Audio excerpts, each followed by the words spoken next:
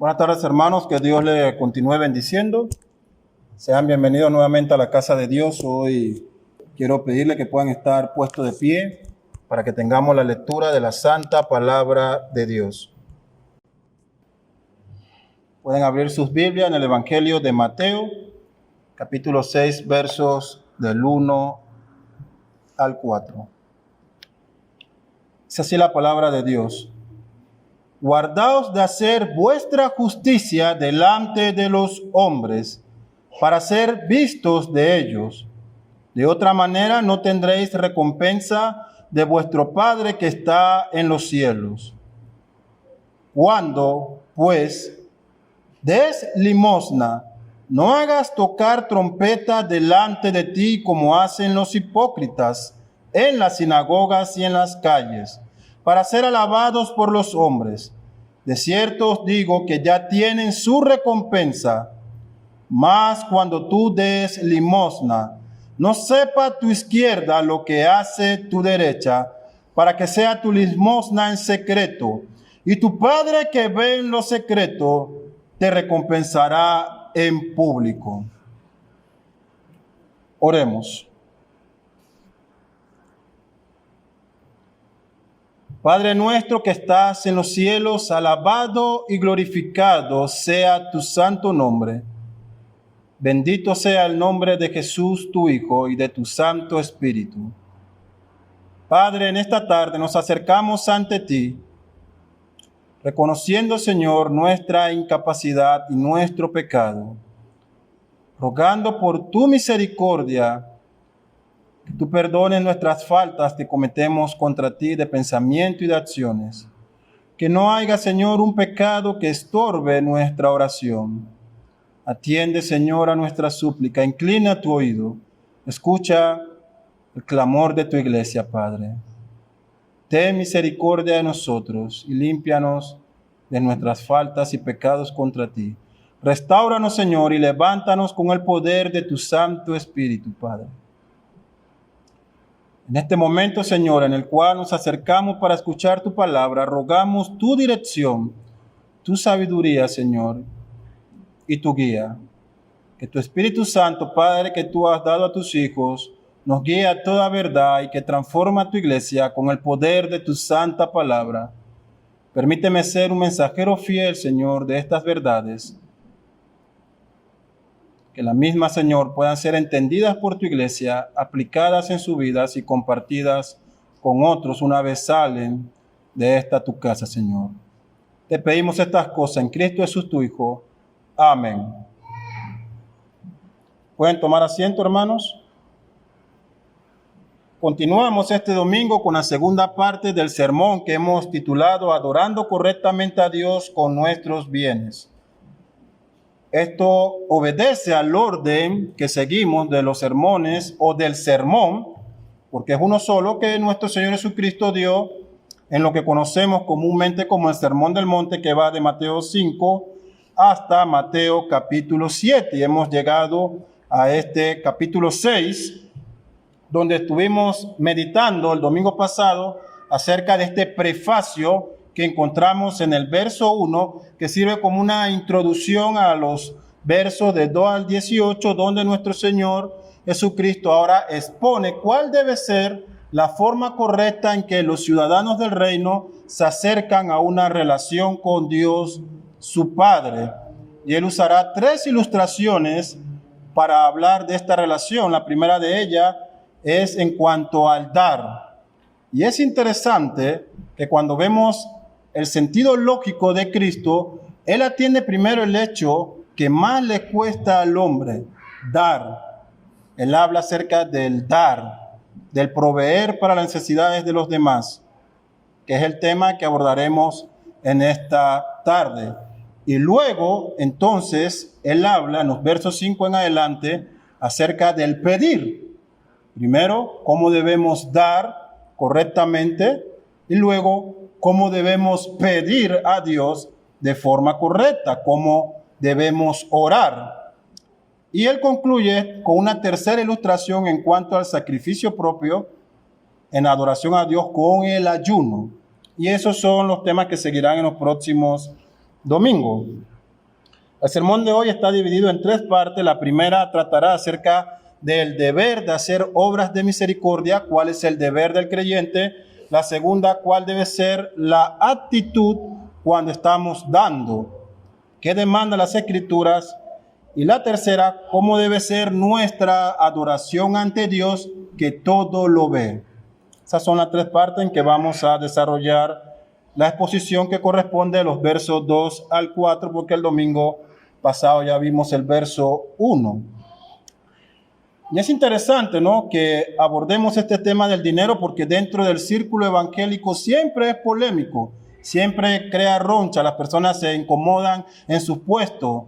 La gente dice, yo voy a esta iglesia porque ahí no piden el diezmo, y no voy a aquella otra iglesia porque allá piden el diezmo, y cosas como tales. Y si eres hijo de un pastor, sufres consecuencias severas. Lo digo por experiencia propia. Tu papá es el que le quita la plata a las personas. Tu papá es el que demanda diezmo y demás. Y cosas como esa son los tipos de bullying que le hacen tal vez a hijos de pastores en las escuelas o en el vecindario y demás. Lo cierto es que el dinero es un tema en la agenda del reino celestial. Es un tema que Cristo aborda. Es una piedra de tropiezo entre el creyente. Puede ser de bendición como puede ser de tropiezo. Así que mientras abordamos este capítulo 6, vamos a responder a la pregunta que plantea el título del sermón: ¿cuál es la forma correcta en que adoro a Dios con los bienes que tengo? ¿Qué espera Dios cuando estamos adorándole de nosotros? Que demos, ¿de qué manera? ¿Con qué actitud? ¿De qué formas? Esas son las preguntas que esperamos y que resolveremos a lo largo del sermón. Si usted recuerda la conferencia Volviendo a las Doctrinas Olvidadas de la Iglesia en el 2020, en especial la conferencia dictada por el pastor David Barceló, que hablaba sobre una iglesia llena de gozo en tiempo de crisis. Vamos a cumplir un año ahora en julio acerca de esa conferencia. Él aborda este tema de cómo la iglesia responde en tiempos de crisis, cómo nos gozamos de las situaciones de crisis que Dios manda para probarnos, mientras sabemos que no escapan de los propósitos de Dios, como leímos en la declaración de la Confesión Bautista de hoy. Todos los propósitos de Dios siguen un orden preordenado para ser de acuerdo a su voluntad. Y esta conferencia la dictábamos en medio de la pandemia el año pasado. ¿Cómo esta pandemia ha llegado? Es Satanás actuando libremente, sin control, y Dios comiéndose la uña de ¿qué estás haciendo con la tierra?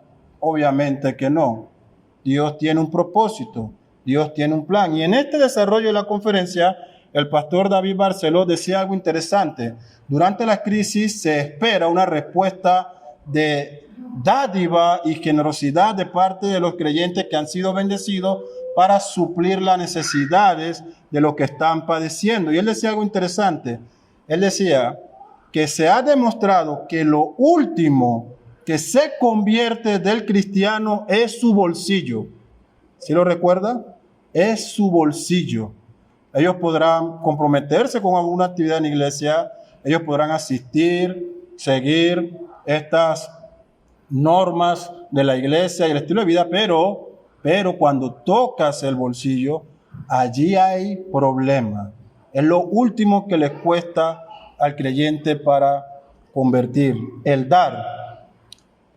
Marty Lloyd-Jones relata una historia muy interesante como introducción acerca de un granjero que entra un día a su casa para informar a su esposa y a su familia de una tremenda noticia. Llega y le dice: cariño, hijos, tengo una noticia maravillosa. La vaca que tenemos acaba de dar 2 becerras. 2 becerras. Wow, es maravillosa la noticia. Él dice: bueno, dado que son 2 becerras, una nació blanca y la otra roja, considero que debemos dedicar por lo menos una de estas becerras a la obra del Señor. Así que lo que vamos a hacer es que vamos a criar a las 2 juntas, y cuando viene el momento oportuno, venderemos una y nos quedaremos con el dinero para el sustento de la familia, y luego venderemos la otra y dedicaremos el dinero de esa venta a la obra del Señor. Así que al escuchar esta propuesta, la esposa le comenta: amor, ¿y cuál de las dos vacas vas a darle al Señor? ¿Cuál, la roja o la blanca? Y el esposo le contesta: no hay que preocuparnos por ese detalle en este momento. Lo que vamos a hacer es que vamos a mantener las dos vacas por igual, atenderlas, cuidarlas por igual, y en su momento no pasa nada. Decidimos cuál se vende para el sustento de la familia y cuál damos para la obra del Señor. Continúa el relato, dice que pasaron algunos días después de esta propuesta, y un viernes por la tarde entra el granjero con una cara muy triste y un ánimo decaído, y su esposa le pregunta: cariño, ¿qué te pasa? ¿Qué sucede? Él dice: tengo malas noticias. Murió la becerra del Señor. Pero espera, dice la esposa, ¿cómo que murió la becerra del Señor? Si tú me acabaste de decir hace un par de días que no sabes cuál ibas a dar para la obra del Señor, que cuando crecieran y estuvieran gordos y la vendíamos, ahí tú decidías. Dice: bueno, se murió la vaca blanca, se murió la becerra que era del Señor.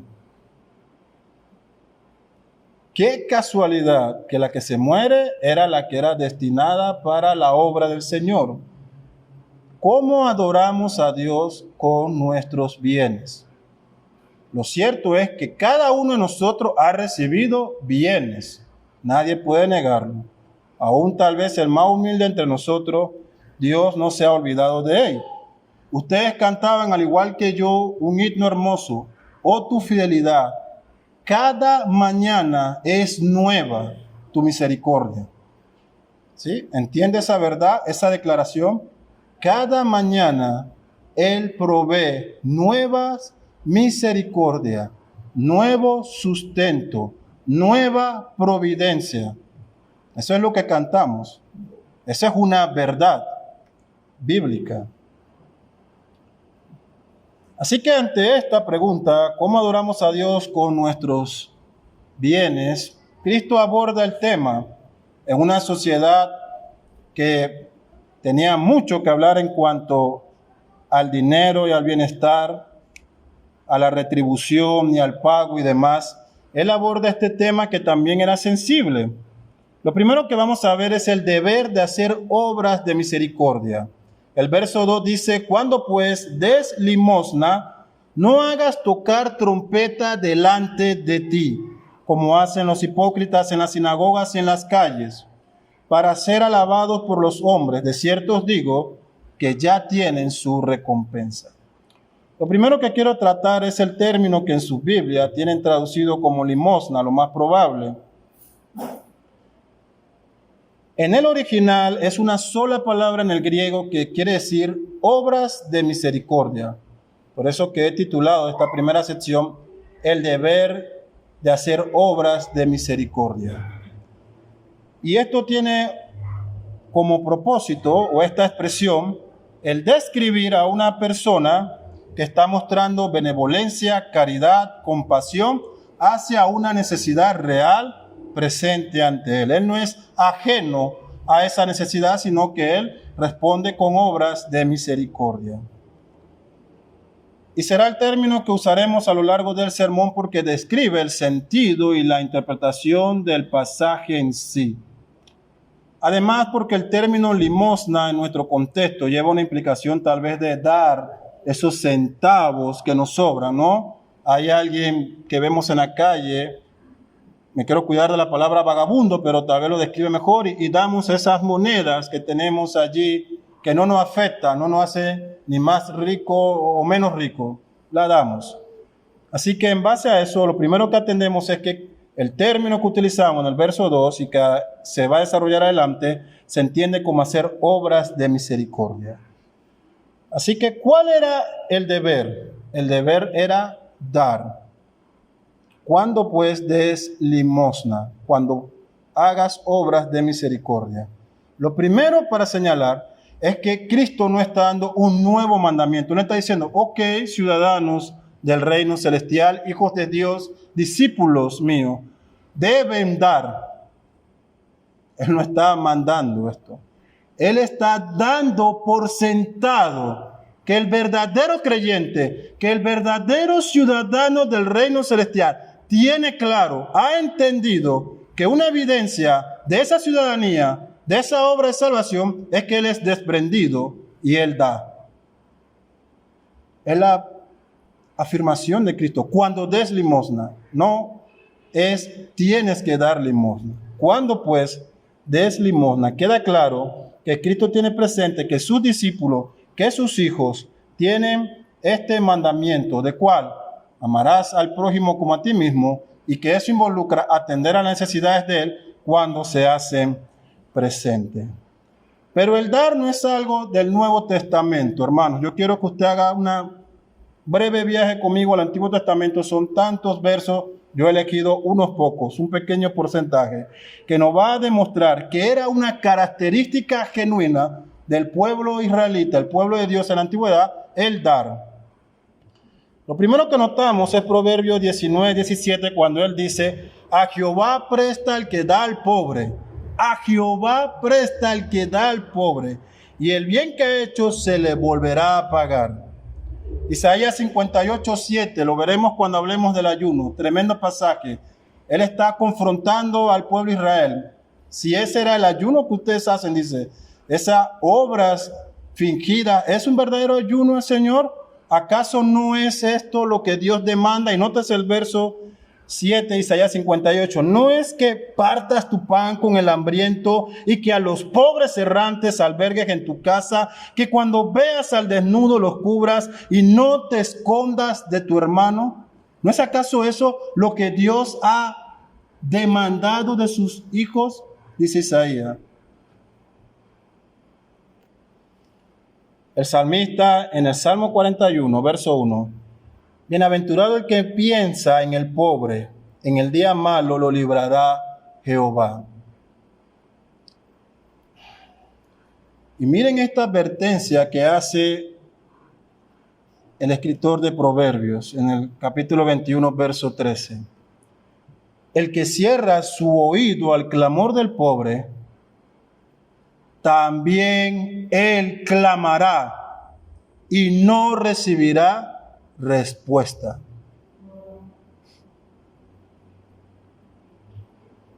Si te haces el sordo ante la necesidad y el ciego, ok, está bien, la hiciste tuya. El que está allá arriba dice, yo también me haré el ciego y sordo ante tu necesidad. Pero ok, pastor, ese es el Antiguo Testamento. ¿Qué dice el Nuevo Testamento? ¿Qué dijo Cristo? ¿Qué dijeron los apóstoles? ¿Qué cree la iglesia? ¿Qué practicamos en la actualidad? Bueno, ¿qué nos dice acerca del dar y hacer misericordia? Pablo, despidiéndose de los ancianos en aquella playa en Mileto, en el capítulo 20 de Hechos, verso 35, él dice esto, él se va a despedir. Él dice, no volveré a ver más su rostro. Estas son tal vez mis últimas palabras. Así que quiero que sepan que en todo, dice Pablo, en todo os he enseñado que trabajando con estas manos así se debe ayudar a los necesitados y recordar las palabras del Señor Jesús que dijo, más bienaventurado es dar que recibir. ¿Escuchó eso?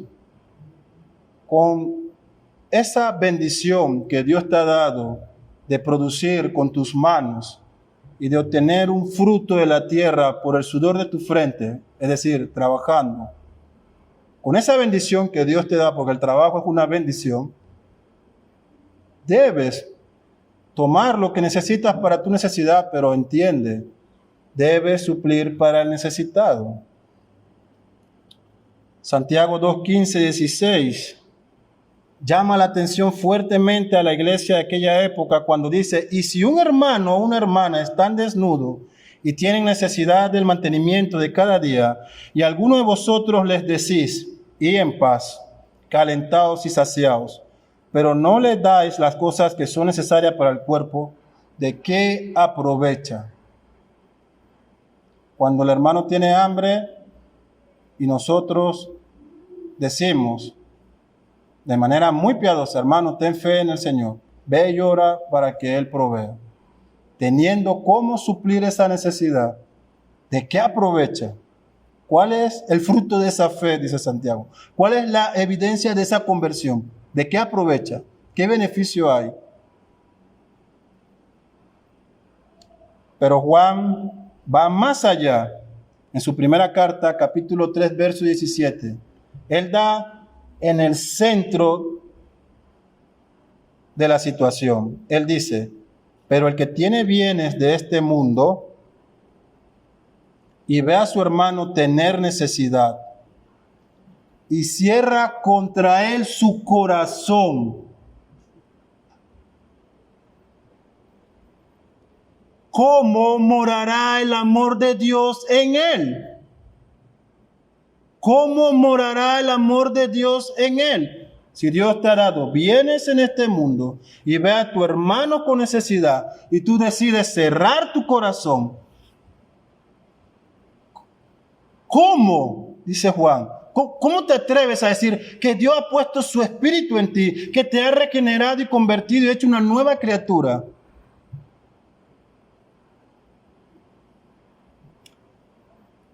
Y el texto favorito de aquellos que apoyan la tesis de que no se debe diezmar, 1 Corintios 16, 1 al 2. En cuanto a las ofrendas para los santos, haced vosotros también, de la manera que ordené en las iglesias de Galacia, cada primer día de la semana, cada uno de vosotros ponga aparte algo, según lo que me sobre, o lo que ya no quiera. No dice eso el texto. Según haya prosperado, guardándolo para que cuando yo llegue, no se recojan entonces ofrendas. Como les dije, hermano, estos son solo una pequeña porción de la vasta cantidad de referencias bíblicas que encontramos tanto en el Antiguo como en el Nuevo Testamento acerca de la importancia de hacer esta obra de necesidad, esta obra de misericordia, de suplir esas necesidades de nuestros hermanos, tanto de la iglesia como de cualquier prójimo que tengamos que encontrarnos en nuestro diario vivir. Si está a nuestro alcance, si el Señor ha provisto, si tienes, da. Pero hay 6 principios breves en esta sesión de los que hemos leído, de estos breves versos bíblicos. Lo primero que hemos notado, tanto en el Antiguo como en el Nuevo Testamento, es que dar y hacer obras de misericordia, ¿qué es? Es un acto de adoración. ¿Qué decía el escritor de Proverbios? El que está dando y socorriendo al pobre, ¿lo está haciendo para quién? Para Dios. Para Dios. ¿Sí? Juan dice, el que ha recibido bienes de este mundo, ¿quién da esos bienes? Dios. Y cierra su corazón ante Dios, está seguro de que el amor del Padre no está en él. Así que dar y hacer obra de misericordia es un acto de adoración a Dios. Dar y hacer obra de misericordia refleja la obra de Dios en tu vida. Si el amor del Padre está en ti y tú tienes bienes de este mundo, no cerrarás el corazón a la necesidad de tu hermano. Hay una evidencia, hay una conversión. Vemos también que estos textos nos muestran que dar y hacer obras de misericordia, como dije, refleja el amor de Dios en nosotros hacia los demás. También damos y servimos a otros con estas obras de misericordia. ¿Por qué lo hacemos? Porque nosotros hemos alcanzado misericordia. Tú has recibido obras de misericordia del Padre. Él no fue ajeno a tu clamor de salvación. Él no cerró los oídos ante tu súplica. Él te proveyó paz, en primer lugar, paz con Él. Te llamó, te hizo su hijo y ahora te ha puesto con bendiciones extraordinarias en el cielo, pero con sustento diario aquí en la tierra. Así que has recibido estas obras de misericordia, tú das porque reflejas lo que has experimentado. Vemos también que damos de nuestros bienes para la obra de misericordia, no lo que nos sobra, como dice Pablo, sino según hemos sido prosperados. El Señor te dio mucho te ha prosperado grandemente, da generosamente. Dalo. Ahora usted se puede preguntar, ¿qué es mucho? Le dejaré esa pregunta de reflexión. Lo otro que hemos notado es que en estos versos que hemos leído, el deber de dar se demanda hacerlo ¿con qué? Con alegría y con gozo. No a regañadientes, no en un sentido de obligación. Tengo que hacerlo porque el diácono que toma la lista de las ofrendas me está viendo. Entonces, si no paso a la caja, va a pasar. No es esa la actitud. Tú lo das con alegría, con gozo y compasión. ¿Por qué? Porque si lees el texto, ¿qué dice Cristo en Mateo 6? Lo que hemos leído. Dios está observando. Su mirada está en ti, en cada uno de sus hijos. Eso lo vimos también el domingo pasado. Así que el deber de dar es una obra que es característica de los ciudadanos del reino celestial, de los hijos de Dios. Ahora bien, ellos dan no buscando su propia gloria cuando están haciendo obras de misericordia. Dice el verso 2, no hagas tocar trompeta delante de ti como hacen los hipócritas en las sinagogas y en las calles para ser alabados por los hombres. De cierto os digo, ya tienen su recompensa. Así que hasta el momento nos ha quedado claro que para nosotros el dar es un deber cristiano, ya lo explicamos. Sin embargo, Cristo ahora nos muestra que hay dos formas de dar. Hay una forma incorrecta y una forma correcta. La forma incorrecta o errada, ¿cuál es? Hacer tocar trompetas cuando vas a dar. Nuevamente cito al pastor Martin Lloyd-Jones. Él comenta sobre este pasaje. Él dice, nuestro Señor emplea una metáfora.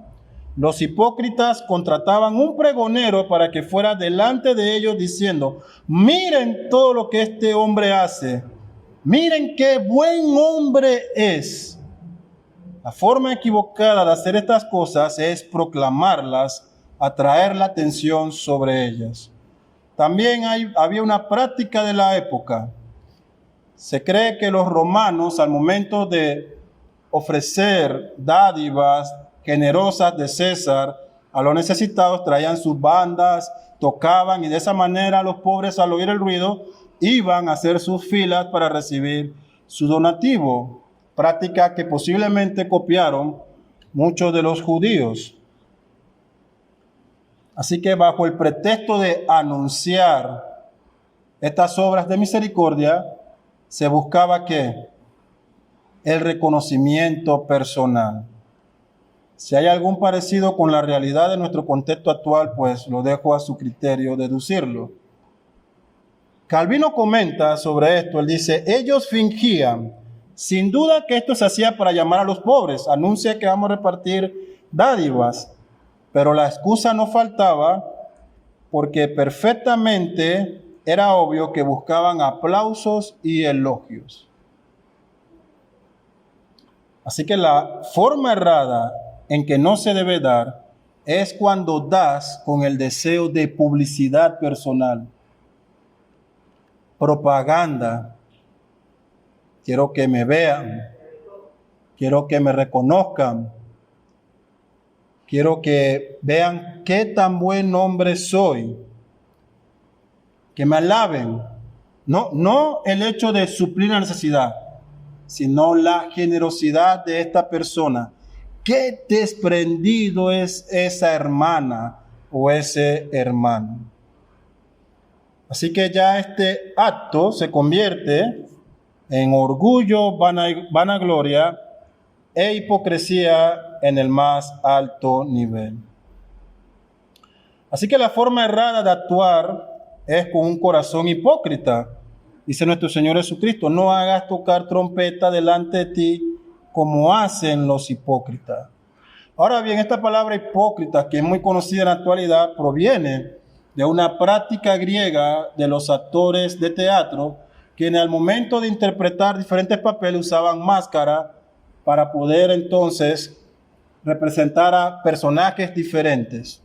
esas máscaras de un hombre piadoso o un hombre dadivoso. Es lo que nuestro Señor está diciendo. No te pongas esa careta de ser piadoso cuando estás buscando tu gloria.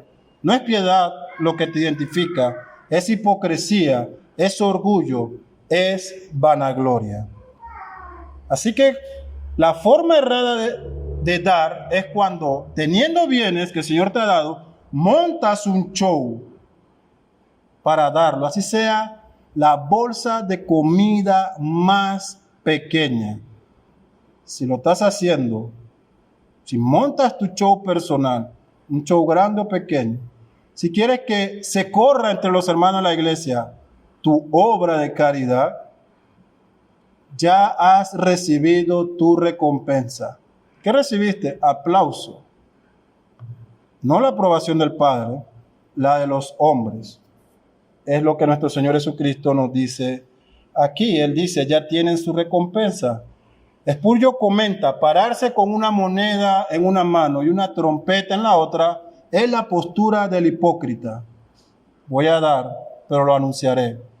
Voy a postearme en Instagram que estoy dando comida, que estoy ayudando a los necesitados, que estoy atendiendo X o Y situación. Así que nuestro Señor Jesucristo dice, quien da con un corazón hipócrita y en búsqueda de los aplausos de los hombres, ya ha recibido la recompensa que se merece. Dios no le debe nada, pero hay algo que sí le debe Dios, y no es una recompensa de bien, sino un juicio por sus obras, ¿entienden? Todo el bien que pudiste haber obtenido, toda bendición, todo gozo del Padre, ya lo recibiste. Tú cambiaste a Dios por la gloria de los hombres. No te debo nada, pero sí darás cuenta por tus obras. Te debo castigo por tus acciones. Así que en esta primera parte entendemos que el deber del creyente es dar. Es característico de ellos, evitando la forma errada de una publicidad personal, de la búsqueda de la vanagloria, de un corazón hipócrita que no desea suplir la necesidad. Usted entiende lo peligroso de esto, que yo utilizo la necesidad de mi hermano para un beneficio personal. ¿Entiende lo peligroso de eso? La segunda parte es, ¿cuál debe ser entonces nuestra actitud cuando damos? Hemos visto la forma errada. No busques actuar para beneficio propio con publicidad personal. En el verso 3 leemos, más cuando tú des limosna o cuando hagas obras de misericordia, no sepa tu izquierda, ¿qué cosa? Lo que hace tu derecha. Así que la forma correcta de dar es esta que nuestro Señor Jesucristo nos dice aquí. Debemos decir que es lógico. Si usted piensa, si la forma errada que condena a nuestro Señor es la búsqueda de una publicidad, fama y elogio personal de quien está haciendo la obra, es decir, de quien está dando caridad y buscando provecho a través de esta necesidad del prójimo o de la iglesia también, se entiende que por consiguiente nuestro Señor Jesucristo demande de sus hijos, de los ciudadanos del reino, una actitud diferente. Así que nos queda claro que no puede usar medios terrenales y mundanos con fines celestiales. El peor pecado de la iglesia panameña. El peor pecado de la iglesia panameña. No solamente en el dar, en la adoración y aún en lo que se predica. Tomar medios terrenales mundanos y hacerlos con fines eclesiásticos y celestiales. Así de simple, si el mundo monta un show para dar, para demostrar su benevolencia, su caridad y su bondad al necesitado, ustedes, los ciudadanos del reino, no harán eso. No actuarán así. Si la actitud del mundo es la de obtener beneficio, hacer política, en la iglesia no hay política. No hay una obra de caridad que te ordene pastor. ¿Entiendes? Ni una ofrenda que te haga líder de jóvenes o diácono. No existe eso. Esto no es un partido político. Es la casa del Dios viviente. Y eso se debe entender. porque tomamos medios mundanos para traerlo a la iglesia y pretender obtener los frutos que el mundo tiene en la casa de Dios. Así que si el mundo usa las necesidades de los demás para beneficio propio, nosotros no podemos actuar igual. No podemos ser similares al mundo. Nuestro llamado es ser diferente. Cristo nos está diciendo, ustedes no están buscando vanagloria ni justicia de los hombres. Tú no quieres una placa en la iglesia que diga santísimo, raya, hermano, hermana. Ni siquiera esa obra te permite entrar en el cielo. Entonces, ¿cuál es la forma correcta? Jesús dice, cuando vas a dar, cuando hagas esta obra de misericordia, cuídate de no exponerte a tu propia gloria.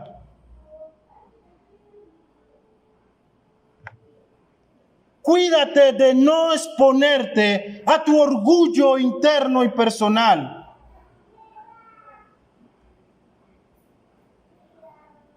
Ten cuidado de ti mismo, que tu izquierda no sepa lo que tu derecha ha hecho. Que cuando des, no saques tu libreta y diga, el hermano Pérez, una bolsa de comida. Nadie me vio hacerlo, pero llevo mi registro aquí. Qué tan buen hijo de Dios soy. ¿Entiendes, hermano, hermana?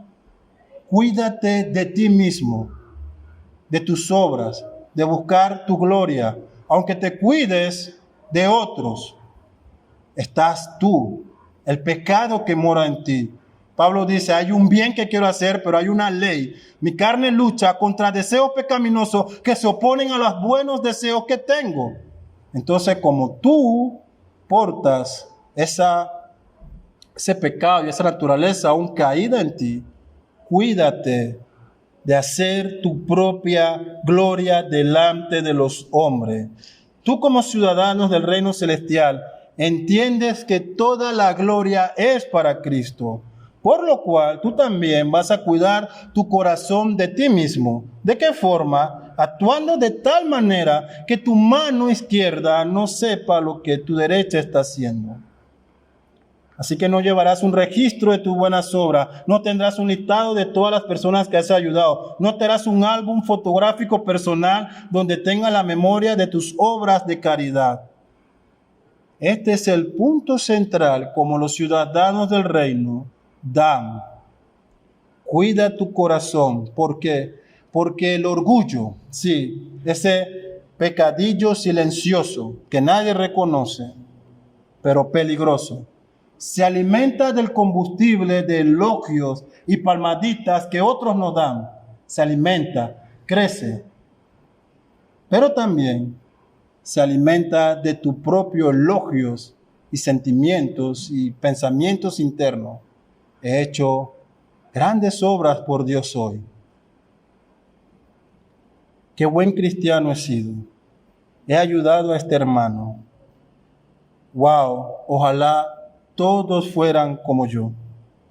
De veras que soy muy desprendido y dadivoso. No paro de dar, aunque me quede sin nada.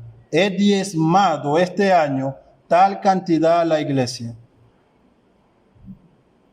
Cuídate, no te expongas a tu propia gloria. No sepa tu izquierda lo que hace tu derecha.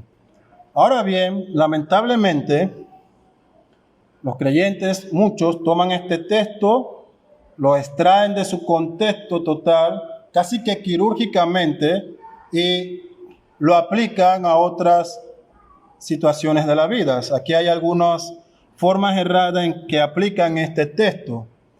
Algunos dicen de forma muy piadosa, y yo le creo que es con buenas intenciones, yo no coloco mi nombre en los sobres de diezmo y ofrenda, porque eso es algo entre yo y Dios. Sí, hermano, más vale que lo tengas claro. Es algo entre tú y Dios, no entre los diáconos y tú, ni el pastor y ti, y contigo. ¿Qué quiero decir, hermano? Que entiendes esta declaración, es algo entre Dios y yo. Es decir, Dios sabe si tú estás dando poco de acuerdo a lo que Él te ha prosperado. Él lo sabe bien. Él sí sabe cuánto te ha prosperado. Y también sabe si estás dando con tristeza y de forma tacaña. También lo sabe. Es entre tú y Dios. ¿Entiendes lo que eso implica? A Él no lo puedes engañar. Puedes engañar a tu iglesia, a pastores y a tu prójimo. Puedes engañarte a ti mismo. A Dios no podrás engañar. Él sabe si de verdad tú te estás acercando a su mesa y estás dando más de lo que tus posibilidades permiten. Si es sincero, si es genuino, Él lo sabe. Es entre tú y Él. Pero ¿por qué entonces la iglesia pide a los hermanos que registren cuando están dando? ¿Será que los pastores quieren saber cuánto ganan? ¿O cuánto ha facturado tu empresa este mes o este año? ¿O si aquella herencia por la que estabas orando la recibiste y te has quedado callado? No, hermano. Hay algo que se llama dentro de la iglesia y del cuerpo de Cristo, que ningún cristiano escapa, sea cual sea su posición dentro del cuerpo de Cristo. Se llama rendición de cuentas. Rendición de cuentas, mayordomía. ¿Qué has hecho con los dineros y los bienes que Dios te ha dado? De la misma manera que la iglesia debe responder qué ha hecho con todos los dones, bienes y recursos que Dios le ha dado. ¿Qué hemos hecho con los salones que tenemos? Con los espacios disponibles, con los recursos económicos. Mayordomía.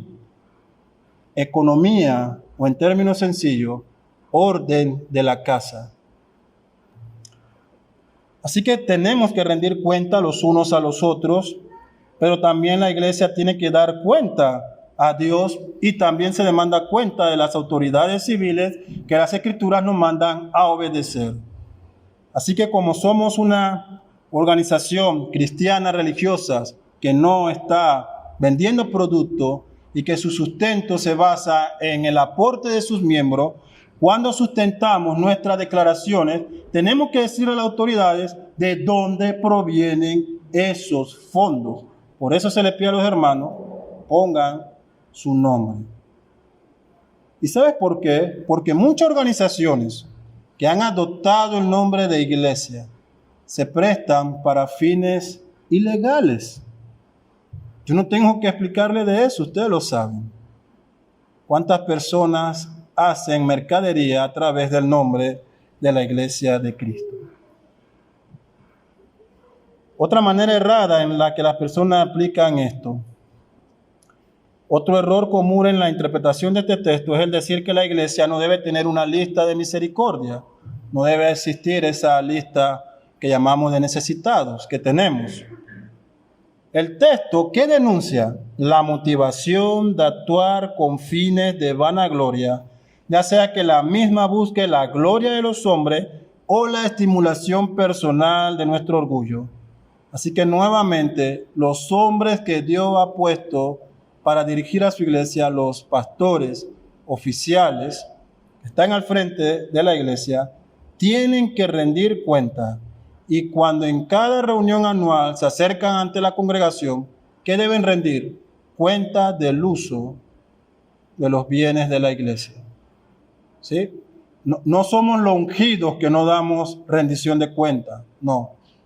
Somos ovejas que hacemos una función pastoral y rendimos cuenta a la iglesia de Cristo. Así que se hace necesario tener estos registros de misericordia, no para decir, mira a cuántas personas hemos ayudado, no, sino para sustentar qué se ha hecho como mayordomo de los bienes de la casa de Dios. El pastor John Stott comenta sobre este pasaje, él dice, el asunto de dar tiene el mismo interés en los pensamientos secretos. ¿Sí? ¿Qué me motiva a dar? La pregunta no se refiere tanto a qué hace la mano, si entrega cheque o da efectivo, sino a qué siente y piensa tu corazón mientras hace esa obra. ¿Qué te motiva? ¿Suplir la necesidad de tu hermano y que Dios reciba la gloria? ¿O una estrellita en tu lista de buenas obras? Hemos visto cuál es el deber, cuál es la forma errada de ejercer este deber, cuál es la forma correcta. Entonces la pregunta es, ¿cómo adoramos entonces a Dios? Debemos decir que nuestra adoración, aunque los hombres la ven, es hecha ante Dios. Para que sea tu limosna en secreto, dice el verso 4. Y tu Padre que ve en lo secreto, te recompensará en público. Algunos eruditos del idioma consideran que el texto original no implica esto de recompensar en público, sino que termina con te recompensará. Sin embargo, aunque hay una división en cuanto a la traducción más fiel del original, debo decir que no pierde el sentido, porque aunque no buscamos una recompensa pública ante los hombres, las Escrituras nos habla de una recompensa pública en la eternidad. Así que en base a ese sentido, no encontramos discrepancia en la traducción. Así que lo primero que notamos es que nuestra limosna sea en secreto. Se refiere en cuanto a las verdaderas motivaciones, porque es imposible que demos a escondidas siempre, ¿no? Sino a las verdaderas motivaciones con las que estamos dando. Debemos dar, como hemos dicho, sin el deseo de obtener alabanza, sin el propósito de llevar un registro personal de nuestras buenas acciones, sino una actitud de reverencia. Me retumba en el oído esa palabra de proverbio: quien presta y da al pobre, da a Dios. Piénselo, porque todo lo que tiene proviene de lo alto. Tú estás devolviendo lo que a Él le pertenece. Así que debemos dar en secreto con una actitud de reverencia, entendiendo que estamos adorando a Dios. Estamos ante el rostro de Dios. Él conoce nuestras motivaciones, nuestra actitud, y sabe si son genuinas o fingidas. Y la Biblia es clara ante esto. Dos ilustraciones sobre el dar en secreto, pero sobre las motivaciones internas. Ambas se encuentran en el libro de Hechos, una en el capítulo 4 y la otra en el capítulo 5, versos 36 al 37 del capítulo 4. Leemos: Entonces José, a quien los apóstoles pusieron por sobrenombre Bernabé, que traducido es hijo de consolación, levita, natural de Chipre, como tenía una heredad, la vendió y trajo el precio y los puso a los pies de los apóstoles. El asunto es el siguiente: Bernabé tiene una propiedad, es de su pertenencia, él decide venderla y trae todo el dinero de la venta y lo entrega públicamente en el culto, en el servicio donde estaban presentes los apóstoles. ¿Cómo sabe usted que era el culto? Bueno, la expresión en el original, los puso a sus pies, se traduce mejor como los puso en los estrados de los pies. Y esta expresión habla de una tarima o recinto o púlpito. Lo entregó al frente donde estaban los líderes de la iglesia o los apóstoles. Vemos que la Biblia no condena la acción de Bernabé. Él decidió, sin obligación, tomar su propiedad, venderla y entregar el dinero a la iglesia para que la iglesia dispusiera de ella conforme a las necesidades que había. Luego de esto, en Hechos 5 nos narra lo siguiente, verso del 1 al 4. Pero cierto hombre, una vez hecho esta obra por Bernabé, pero cierto hombre llamado Ananías, con Zafira su mujer, vendió una heredad él tiene también una propiedad como Bernabé. Él la va a vender, imitando a Bernabé. Pero el texto nos dice, y sustrajo del precio, sabiendo también su mujer, y trayendo solo una parte, la puso a los pies de los apóstoles. Y dijo Pedro, Ananías, ¿por qué llenó Satanás tu corazón para que mintieses al Espíritu Santo y sustrajeses del precio de la heredad? Y este es el punto central. Reteniéndola, no se te quedaba a ti. Y vendida, ¿no estaba en tu poder? ¿Por qué pusiste esto en tu corazón? No has mentido a los hombres, sino a Dios. La conclusión de ese evento es trágico. Ambos, Ananías y Zafira, perecen como parte del juicio de Dios. Ahora bien, ¿qué hay de diferente aquí? Pedro nos deja ver. Está en tu poder el bien que has recibido. No hay una obligación de que lo vendas. Es tuyo. Puedes retenerlo. Nadie te lo ha pedido. Y vendiéndolo, el dinero es tuyo. No tienes que ocultar una parte y traer otra y decir, he vendido esta heredad y he aquí todo el precio de esa venta para la obra del Señor. ¿Por qué mentiste a Dios? ¿Entienden? Ellos pudieron haber dado solo la parte que querían, sin decir mentiras de que era toda la venta. ¿Cuál era la motivación? ¿Qué motivó a Ananías y a Zafira? ¿Ganar un renombre en la iglesia? ¡Wow! Mira, ¡wow! Y dieron más que Bernabé, posiblemente. ¿Ves las consecuencias cuando decides no hacer tu obra de la forma que Dios demanda? No se trata de saber cuánto es tu salario. Eso no es información que se requiere. Tampoco se trata de lo que estás percibiendo por tus negocios y demás, sino cómo estás adorando a Dios con tus bienes que Él te ha dado. Esa es la pregunta que cada cual debe responder de forma personal. ¿Cómo lo haces? ¿Cuál es la actitud? ¿Cómo estás sirviendo a Dios con tu dinero, con tus bienes? Te voy a hacer la pregunta de otra forma, más sencilla. Cuando te acercas ante Dios para dar, o cuando estás en la calle, si te encuentras con algún hermano o otra persona con necesidad, ¿das con alegría o hay una lucha interna en tu interior de que si debes o no hacerlo, y si lo haces con dolor, lo haces a regañadientes? Sea cual sea tu actitud, hay una verdad inequívoca que no va a cambiar. Una condición sine qua non va a ocurrir siempre y es necesaria. Dios siempre te estará observando.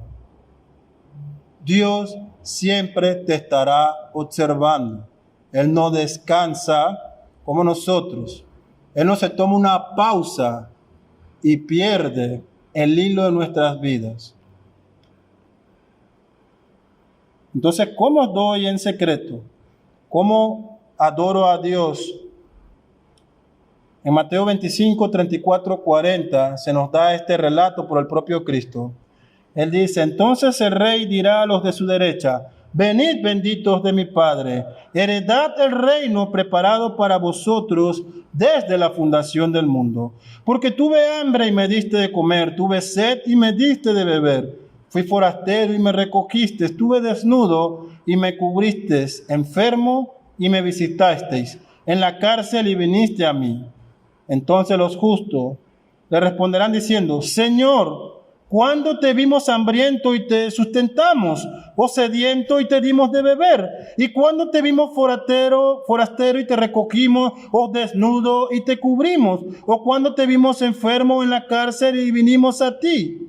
Y respondiendo el rey les dirá: de cierto os digo que en cuanto lo hiciste a uno de estos mis hermanos más pequeños, a mí lo hiciste. ¿Nota usted que estos justos, estos hijos de Dios, estos ciudadanos del reino que están ante el Rey, ante Cristo, ni siquiera recordaban esas acciones?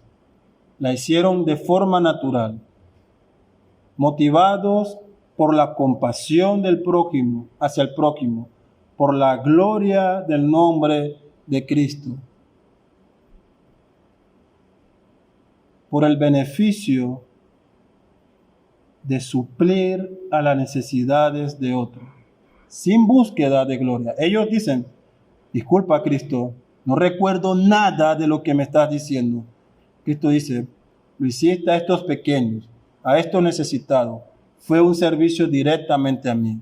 A mí me alimentaste, a mí me cubriste cuando estaba desnudo, a mí me diste agua cuando tenía sed, me visitaste a mí en la cárcel, y cuando estuve enfermo me atendiste.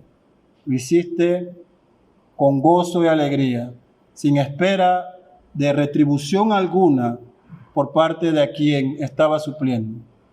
Lo hiciste para mí. ¿Sabes? Entra, pasa, hereda el reino, gózate conmigo. Aquí está tu recompensa en público. Bien, buen siervo fiel, pasa. Bendito de mi Padre, entra.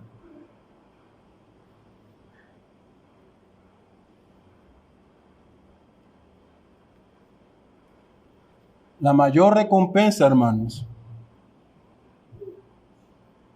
es que Cristo te reconozca como su hijo, como un heredero del reino celestial, y pases a disfrutar de él por eternidad de eternidades,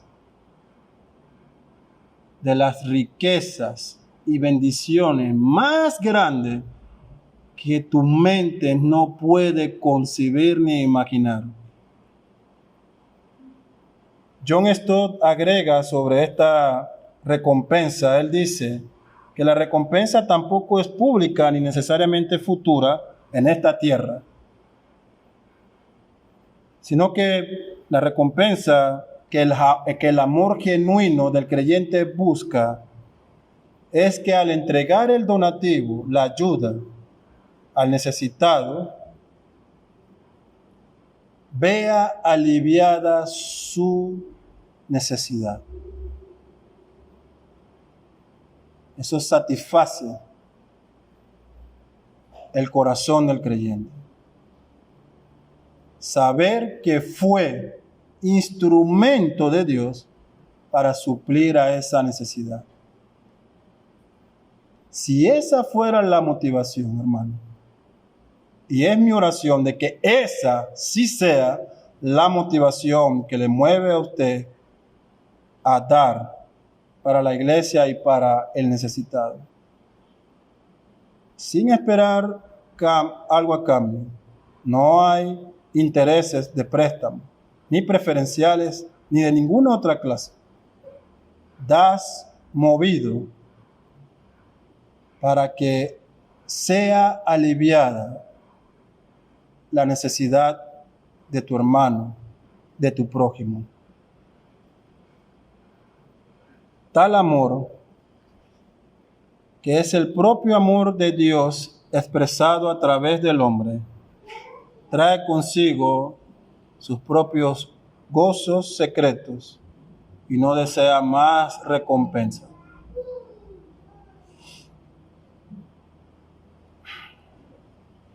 Algunas aplicaciones prácticas, además de las muchas que hemos compartido hoy. El creyente entiende que la iglesia es llamada a adorar a Dios con todos los bienes que ha recibido. Es un deber cristiano Este deber se lleva a cabo con gozo y alegría.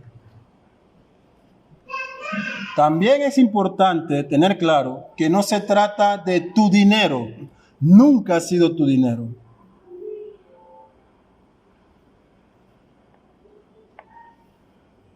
Sino de la bendición que Dios te da. Recuerda que Él ha dicho en su palabra que Él es dueño de ¿qué? De todo el oro y de toda la plata. Así que lo que tú recibes es una obra de misericordia de Dios hacia ti. Es su providencia santa. Cómo lo administra, cómo lo usa y sobre todo cómo adoras a Dios a través de la mayordomía con el dinero. La discusión siempre está en los círculos evangélicos sobre el diezmo, el dar, el no dar, el 10%, el 9%, el 23%, el que sea. El principio es, al momento de dar, no es cuánto de mi dinero doy a la obra, no. ¿Cuánto? Alguien lo dijo una vez. ¿Cuánto? Del dinero que es de Dios, tomo para mis necesidades y cuánto le devuelvo a Él a través de las obras de misericordia para su iglesia. Cambia la situación, ¿verdad? Este mundo no ha metido eso en la mente. Tu dinero, tu riqueza, tus bienes, lo que tú produces. Aún el acto mismo de trabajar es obra de Dios. Pero recuerda, hermano, que Jesucristo dio todo para salvarte. Él no dio lo que le sobraba de su vida. Él dio toda su vida, toda su sangre, derramada allí por tus pecados. La más grande obra de misericordia que se ha hecho en este mundo, Él la llevó para darte salvación, para que disfrutaras de paz cuando eras enemigo de Dios, para que tuvieras un nombre de hijo de Dios y gozaras de su presencia inmediata y de su Espíritu Santo en ti. Si eso no te mueve ni un poquito a imitarlo con los demás, hermanos, necesitas arrepentirte y rogar por salvación, porque debo decirlo con todo el temor, lo más probable es que no seas hijo de Dios.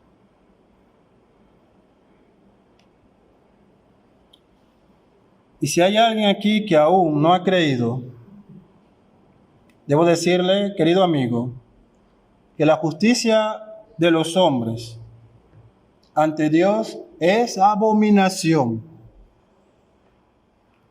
Y el camino de esa justicia, de la justicia humana, es condenación eterna. Y que el mayor bien que hay para el hombre es ser redimido de sus pecados, la mayor riqueza, el mayor tesoro, la mayor perla. ¿Entiendes? Nada se compara, nada se iguala. Ser redimido es lo más grande que puede ocurrirle a tu vida. Ser hecho hijo de Dios. Así que yo te exhorto a que hoy tú ruegues a Dios de que Él extienda su mano benévola y que te dé de esa obra de misericordia, de salvación y te redima. Porque así como hay una recompensa para quienes han vivido justamente ante Dios, hay una paga también para los incrédulos, pero de juicio y de ira. Está reservada, facturada, solo pasarás a cobrarla si continúas en ese estilo de vida.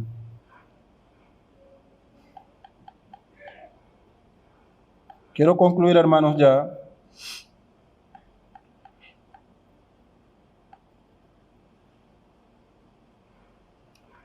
Diciendo que los ciudadanos del reino entienden que el dar es una característica genuina de ellos, que es un acto de adoración a Dios, por medio del cual nos desprendemos de parte de las bendiciones que Él nos ha dado para aliviar las necesidades de nuestros prójimos y de la iglesia.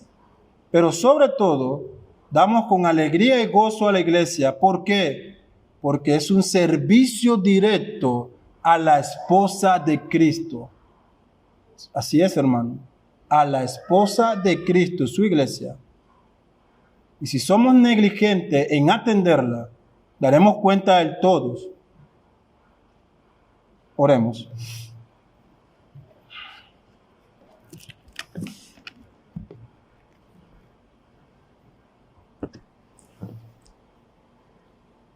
Oh Padre nuestro, bendito sea tu santo nombre. Perdónanos, Señor, porque sabemos que hemos sido negligentes en cómo te adoramos con los recursos, bienes que tú nos has dado, Señor. Hemos sido egoístas. Como iglesia también, Señor, hemos pecado. Hemos recibido mucho y estamos haciendo poco. Perdónanos, Señor. Extiéndenos tu mano de misericordia. Levántanos, Señor, y ayúdanos a obedecer tu palabra, a vivir, Señor, la vida cristiana a plenitud, como tú demandas, como tus hijos. Que tu Espíritu Santo nos guíe, Señor, en este camino. Bendice a tu iglesia, Padre, te lo pedimos en el nombre de Jesús. Amén.